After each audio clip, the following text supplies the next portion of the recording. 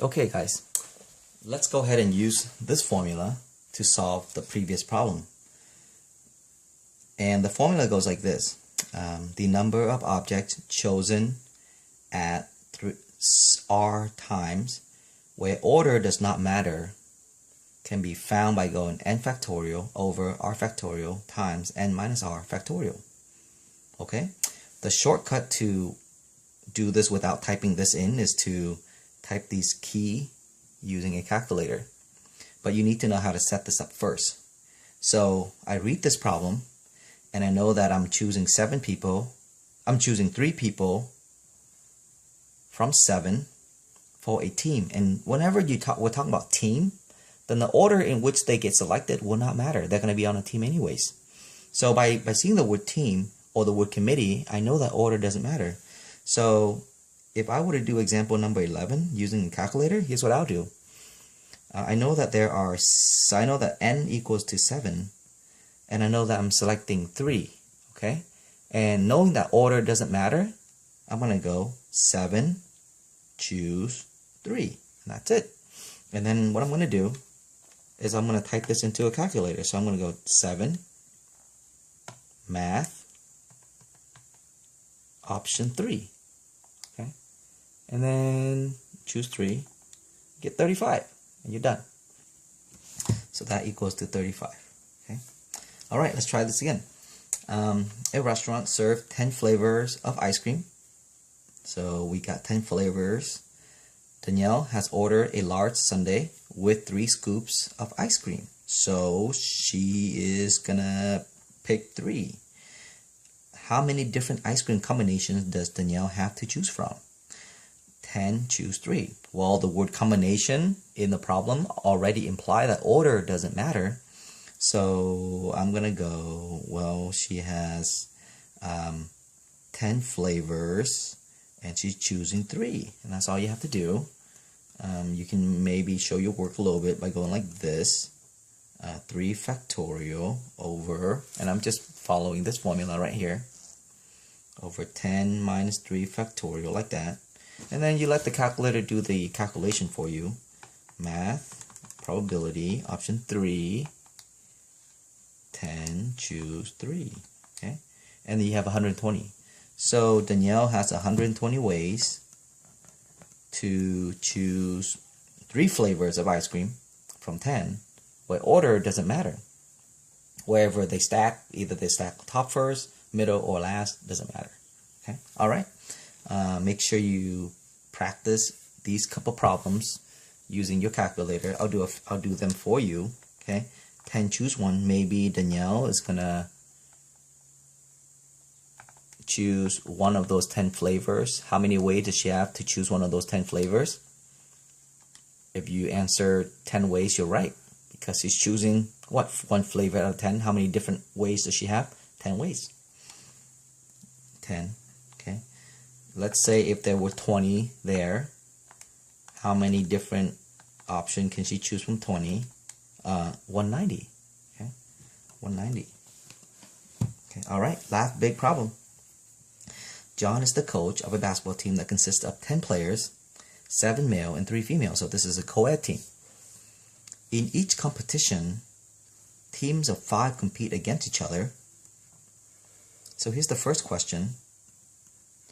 How many different 5-person teams does John, which is the coach, have to choose from for an all-male competition? If it's a male competition, then the coach can only choose 5 from the 7 males that he has. So we first think about whether or not this problem is does order matter? And from choosing people to play in a team, order doesn't matter. It doesn't matter in which order you get selected. You're going to be on that team anyways. So in this case, order doesn't matter. That shoots us to a combination. So we first write the formula. Well, we got 7 male, and we're choosing 5. Okay, and order doesn't matter, so we go 7 combination 5, and then we let the calculator do the work for us. So math, that, 7, choose 5, and you get 21 ways. So there's 21 ways for John, which is the coach, to choose 5 from 7 players, male, to play in a competition. Now, part B, let's say if it's going to be a co-ed team, and the co-ed team, again, is a 5-person team, but John has to choose 3 males to be on the team and 2 females to be on the team for a mixed competition.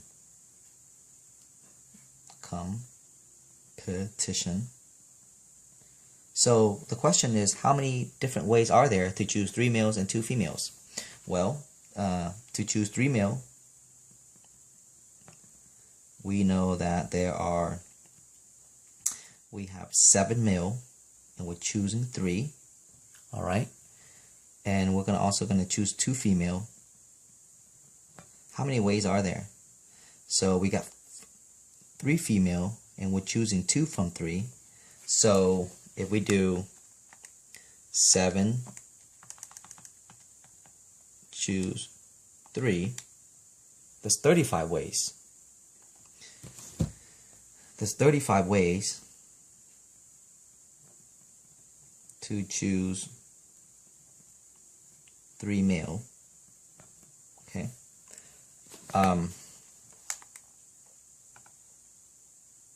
3 choose 2. There's 3 ways to choose 2 females. Okay, but remember, we are looking at how many different 5-person team. Okay, so if we go back to the fundamental counting principle, it says that to determine the total number of ways, you take the, let me show you that page. Okay, here it is. It says, if there are A ways to perform task 1 and there are B ways to perform task 2, then there are A times B ways to perform both tasks. So we can apply that to this specific problem. There are 35 ways to perform task 1. There are 3 ways to perform task 2. So if we multiply these together, there's that many ways to perform both tasks. So we would go 7 choose 3. This represent, this amount of ways to perform the first task, which is choosing 3 males. And then there are 3 choose 2. This is that many ways to perform a second task.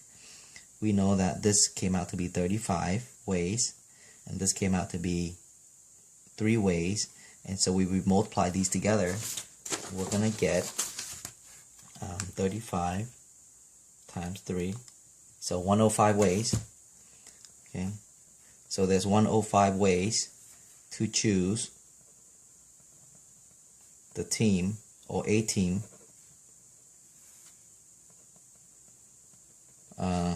composing of 3 males and 2 females.